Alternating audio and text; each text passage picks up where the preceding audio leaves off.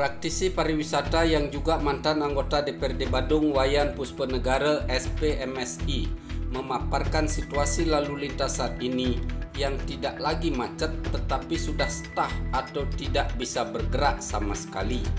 Saat ditemui di guest house-nya di Bilangan Kedonganan, Sabtu 30 Desember 2023, Puspanegara memaparkan pada H-3 libur tahun baru 2024, kemacetan lalu lintas luar biasa di Tol Bali Mandara, Jalan Bypass Ngurah Rai, serta Jalan Kartika Plaza sudah stuck tidak bisa bergerak.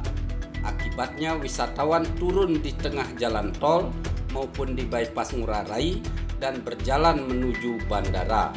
Wisman sampai jalan kaki tentu merupakan persoalan serius.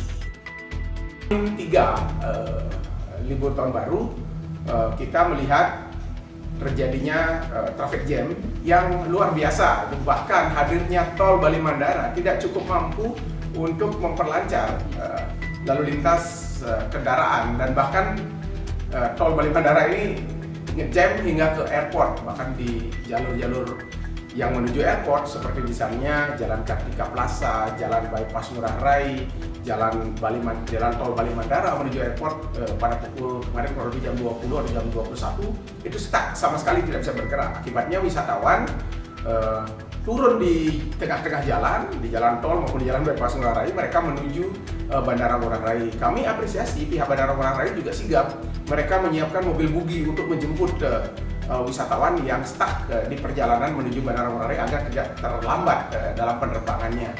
Ini adalah situasi urgent yang kita alami di Bali, dan hampir setiap tahun kita mengalami persoalan yang sama. Tapi kali ini persoalannya sampai wisatawan jalan kaki, ini persoalan yang serius.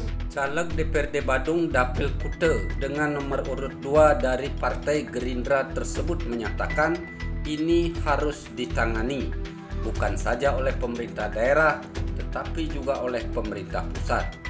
Jika memandang Bali sebagai destinasi pariwisata dunia, saatnya Bali harus dibenahi dalam berbagai hal, baik menyangkut infrastruktur, fasilitas, pelayanan, keamanan, dan kenyamanan, serta branding Bali.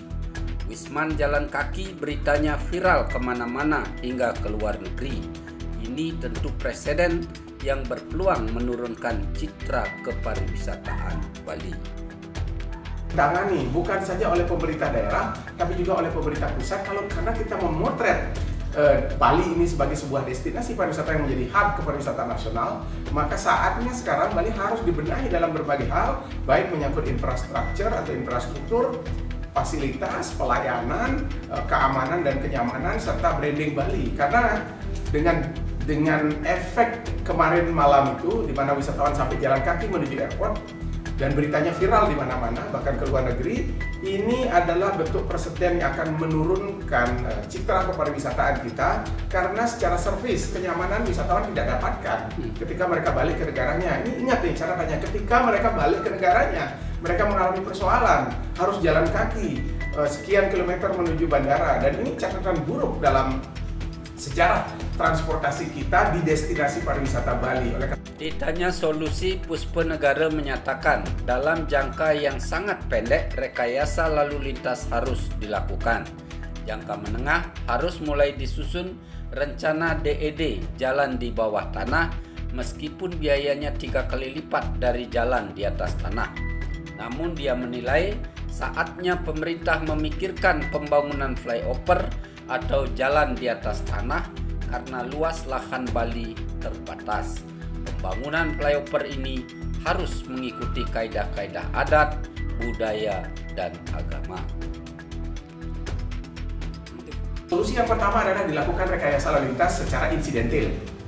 Dan saya apresiasi Polsek Kuta melakukan ini, tapi saya berharap Polda Bali menciptakan rekayasa lalu lintas dengan situasi seperti ini. Saya kira Polda memiliki kemampuan untuk itu.